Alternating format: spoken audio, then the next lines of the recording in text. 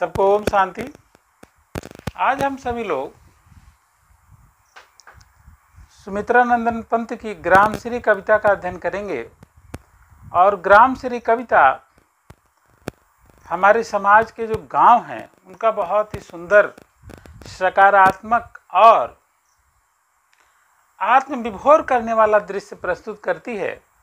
गांव में जो आजकल कष्ट हैं, जो बुराइयां हैं, उन सब से दूर हमें एक सुंदर गांव की तरफ ले जाती है, जो बहुत ही चित्तार्षक है, जो बहुत ही मनमोहक है, जो बहुत ही रमणीय है तथा जो गंगा जी के समान पवित्र है, जहाँ पर सोने चांदी के रूप में अनाज की चारों तरफ बहार है।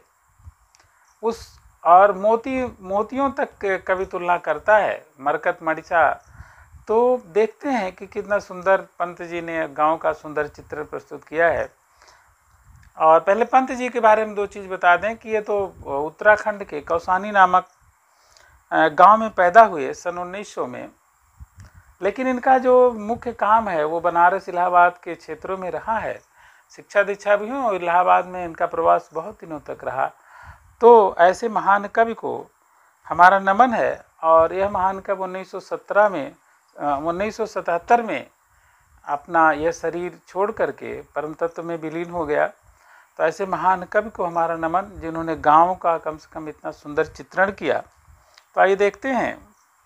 पहली जो इसकी लाइनें हैं, फैली खेतों में दूर तलक मखमल की कोमल हरियाली। फैली खेतों में दूर तलक मखमल की कोमल हरियाली, लिपटे जिससे रवि की किरणें चांदी की सी उजली जाली। तिनकों के हरे हरे तन पर हिल हरित रुधिर है रहा झलक, श्यामल भूतल पर झुका हुआ नवका चिर निर्मल नील फल। देखिए, कभी पहली पंक्तियों में कह रहा है, फैली खेतों में दूर तलक। दूर तलक, जो तलक शब्द है प्राय हम लोग गांव में प्रयोग करते हैं। तलक माने होता है कि जहाँ तक सीमा है, और फैली माने फैली हुई, खेत क्लियर है। मखमल की कोमल हरियाली, मतलब जहाँ तक कवि की नजरें जाती हैं वहाँ पर मखमली माने बहुत ही मुलायम, हरी हरी दूब घास और हमारे जो अनाज के फसलें हैं वह सब फैली हुई है। अनाज की फसलें भी हरी होती हैं, दूब घास भी हरी होती है। तो जहाँ पर खाली जमीन वहाँ पर दूब घास है, जहाँ पर नहीं है वहाँ पर पूरी फसल ही फसल लहरा रही हैं। फिर क्या है, लिपटे जिससे रवि की किरणें चांदी की सी उजली जाली। लिपटे जिससे रवि की किरणें, रवि माने होता है सूर्य, तो सूर्य की किरणें भी उससे क्या है, आ रही हैं। और क्या हो गया, चांदी की सी उजली जाली। दो चीज़ चांदी के संदर्भ में, दो चीज़ें हैं कि एक तो चांदी जैसा सूर्य की किरणें हैं, पहली चीज़ सफ़ेद रंग की। दूसरी चीज़ क्या है कि जब प्रातः काल होता है, प्रातः काल दूब घास पर ओस की बूंदें पड़ी रहती हैं और उस पर जब सूर्य की किरणें पड़ती हैं तो ऐसा लगता है चारों तरफ चांदी ही चांदी फैली हुई, चांदी की जैसा सफ़ेद होता है। तो दोनों ही चीज़ें हैं, बहुत सुंदर दृश्य है। तिनके के हरे हरे तन पर हिल हरित रुधिर है रहा झलक।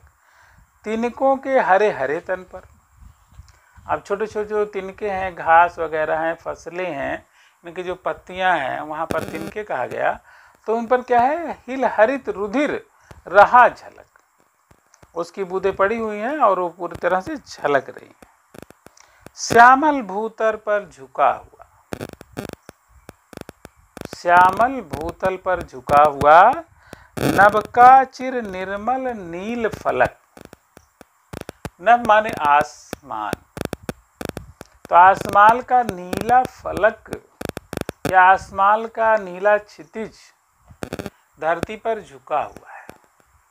आसमान झुकने से तात्पर्य क्या है कि बहुत महान लोग भी इस सौंदर्य के आगे आविर्भूत हैं, इस सौंदर्य से अपने मन को बहुत ही अच्छा कर रहे हैं, इस सौंदर्य से प्रभावित हैं। तो सारे बड़े लोग भी गांव के इस सौंदर्य से प्रभावित हैं। ठीक, आगे, रोमांचित सी लगती वसुधा आई जो गेहूं में बाली, अरहर सनई की सोने की किंकड़ियां हैं शोभाशाली, उड़ती भीनी तैलाक्त गंध, उड़ती भीनी तैलाक्त गंध, फूली सरसों पीली पीली, फूली सरसों पीली पीली, लो हरित धरा से झांक रही, लो हरित धरा से झांक रही, नीलम की कली तीसी नीली।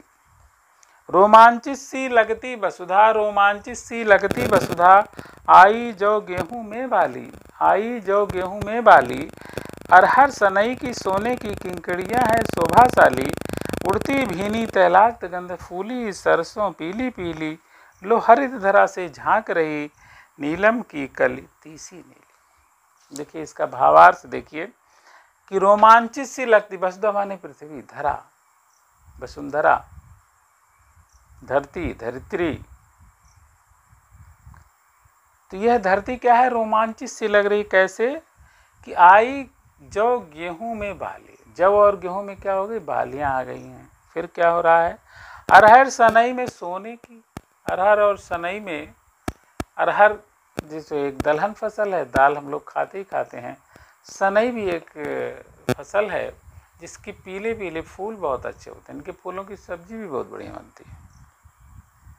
किंकड़ियां हैं शोभाशाली, अब पीले पीले इनके एक तो फूल बहुत ही, इसका जो फूलों का दल होता है वो पीले रंग का होता है, बिल्कुल सुनहले रंग का होता है, और इसमें जो फल आते हैं वो भी हल्के से सुनहले रंग के होते हैं, तो दोनों ही बहुत ही शोभाशाली हैं।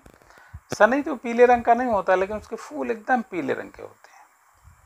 उड़ती भीनी तैलाक्त गंध, तैलाक्त तेल से भरी हुई गंध भीनी भीनी आ रही, कहाँ से, किस जगह से आ रही है, फूली सरसों पीली पीली, जो सरसों के पीले पीले फूल फूले हुए हैं वहां से तेल युक्त गंध आ रही। माने सरसों में वैसे भी तेल होता है, तो सरसों की गंध भी कब कह रहा है उसकी तेले जैसी आ रही है, ऐसा लगता है सरसों का तेल ही चारों तरफ फैला हुआ है, ऐसी गंध आ रही, सुगंध आ रही। लो हरित धरा से झांक रही, बहुत सारे उन हरी हरे पेड़ों के बीच से क्या झांक रहा है, नीलम की कली। नीलम एक मणि होता है जो नीले रंग का होता है, तो उसी तरह से तीसी नीली, तीसी इसको अलसी भी कहते हैं, और बहुत ही पौष्टिक होती है तीसी। आप लोग इसका रोटी पराठे बना के खा सकते हैं, एंटी कैंसरस होता है, बहुत अच्छा तीसी होता है, तो ये आप ज़रूर इसको सेवन करें। बुद्धि भी बढ़ाता है, पेट साफ रखता है, बहुत अच्छे गुण हैं।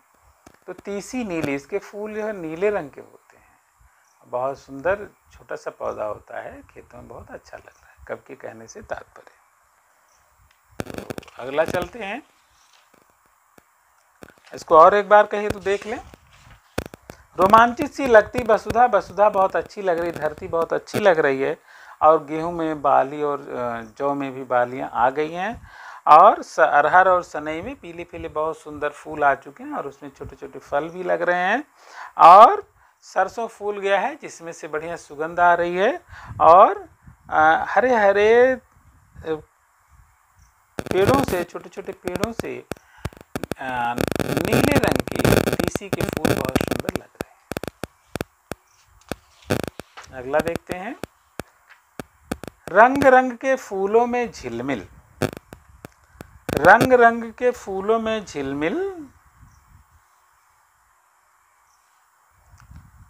रंग रंग के फूलों में रिलमिल हंस रही सखिया मटर खड़ी, मखमली पेटियों सी लटकी, छीमियां छिपाए बीज लड़ी, फिरती है रंग रंग की तितली, रंग रंग के फूलों पर सुंदर, फूले फिरते हैं फूल स्वयं, उड़ उड़ वृंतों से वृंतों पर। रंग रंग के फूलों में रिलमिल हंस रही सखिया मटर खड़ी, मखमली पेटियों सी लटकी, छीमियां छिपाए बीज लड़ी, फिरती है रंग रंग की तितली, रंग रंग के फूलों पर सुंदर, फूले फिरते हैं फूल स्वयं, उड़ उड़ वृंतों से वृंतों पर। तो देखिए कब यहाँ पर क्या कह रहा है कि रंग रंग के फूलों में रिलमिल हंस रही सखियां मटर खड़ी, तो मटर में कई रंग के फूल होते हैं, देखिए सफ़ेद, लाल, पीला, सब रंग के मटर बहुत सुंदर लगते हैं।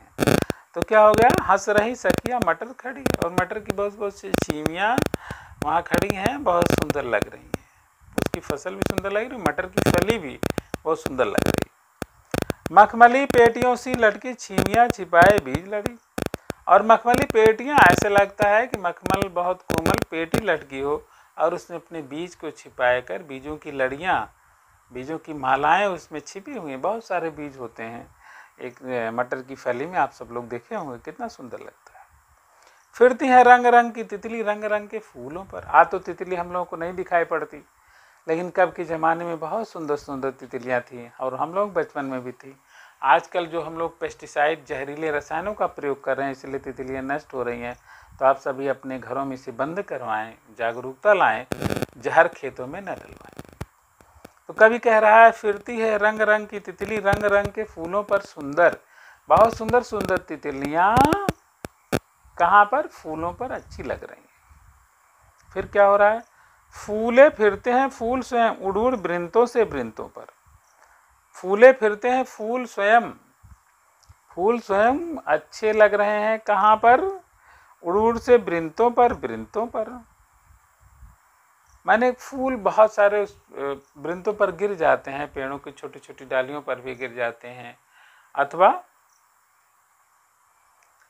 दूसरा ये है कि जो तितलियां हैं वह क्या है, इस फूल से उस फूल पर खूब बढ़िया से अपना घूम रही है।